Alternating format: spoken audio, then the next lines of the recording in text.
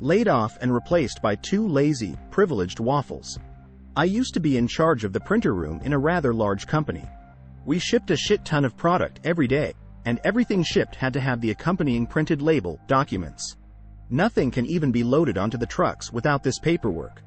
Now this was in the olden days of the 90s, so we had 7 massive, 4-foot-tall dot matrix printers that did all the work. These printers were temperamental bastards, and if the paper jammed, the printer did not automatically stop printing. It would just keep pushing, jamming more and more paper into the machine until, if left untended, it would break down. Running the printer room was a 2-person job. When I started, I trained for 2 full weeks with the 2 current printer room employees. One was being promoted, I was replacing him. It was a rough effing 2 weeks, let me tell you. Getting the hang of the job, the various things you had to learn, do, etc. One thing that made it even more complicated was the fact that each printer had its own personality with its own problems. Another was the fact that a problem in one printer could have a different fix than the exact same problem in another. The job would be quiet for 45 minutes straight, during which we did routine maintenance and such, but was really slow and quiet and restful. Because this company processed its shipping orders in batches, once an hour. And then boy, on the hour, every hour, the batch of orders would go through and thousands of orders would come spitting out. Now, if you were on top of things and kept everything running smoothly, the orders would print out very neatly and quickly. But if you didn't know what you were doing, if you didn't maintain things just right, you'd get a backup and things would go to shit very, very fast. And when one machine went down, you had to fix it fast, before the next one jammed. Because guaranteed those machines would jam up multiple times on every batch print job. So I've been working the print room for several months, and things were great. Then my coworker gave his 2 weeks notice. We tried to train my replacement, but he was incredibly lazy and got fired fairly a few days after the end of his training. Which left me in the printer room alone. Then the bosses inform me that my position is being phased out, and I am going to be replaced by 2 employees transferred from a different department. So not only am I losing my job, but I have to train my replacements. And I desperately needed a good recommendation from this company, so I couldn't just quit or half-ass it. I quickly learned that both of these transfers are lazy and useless.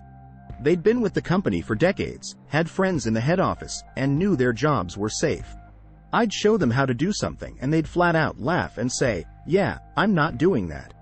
Every day I'd be trying to train them and they would ignore me, chat with each other, leave to go sit in the cafeteria, leaving me to do a 2-person job alone. Luckily, I was good enough to handle the workload, but it was annoying. Mindful of the fact that I needed a reference of this company, I kept extensive notes on each day's progress. I clearly documented every single instance of the replacements refusing to learn, even listen to my instructions. I also followed up daily with my direct supervisor, and he knew what was going on.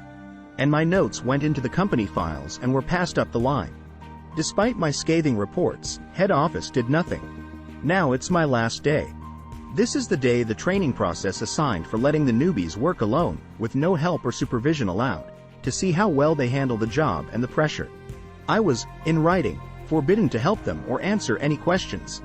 As I expected, things fell to shit pretty much immediately, minutes into the first batch of orders. One of the biggest printers jammed, and the clueless twats had no idea how to fix the printer jam. Because they ignored me every time I tried to show them how. So they turned to me and demand that I fix things. I'm sitting on a desk, coffee in one hand, an apple in the other, and smile and say, "Yeah, I'm not doing that." So one of them is yelling at me while the other is basically thumping uselessly on the printer like a gorilla that just found a candy machine. Then a second printer jams. Paper starts spilling out of the back of the first printer, which, if you knew the job, was a really bad warning sign. "Well, I'm going to go to the cafeteria, good luck," I say as I stand up. As I'm leaving, I hear a third printer CCCRRR roonch and jam up. I went to my supervisor and let him know what was happening. He said he not only expected as much, he had predicted so repeatedly to his superiors. He once again specifically forbade me from offering any help. So I went to the cafeteria and read my book for a little over an hour. Then my supervisor comes to me to let me know what happened. The entire printer room is down, every single printer either jammed up or actually broken. The company is losing thousands of dollars every single minute. One of the shipper, receiving supervisors finds me, all in a panic, begging me to get the orders printed. "Sorry, I'm not allowed to do that," I replied. Now several people are running around outside the cafeteria, all in a panic, running from place to place to figure out why they don't have any shipping orders. The chaos took hours to resolve, and I wasn't allowed to fix the problems. Anytime someone started giving me a hard time, my supervisor would intervene and show the memo from the bosses stating that I was forbidden to help in the printer room that day. I spent my entire last day at work drinking coffee, chatting with coworkers, and reading my book. The whole fiasco ended up costing the company tens of thousands of dollars.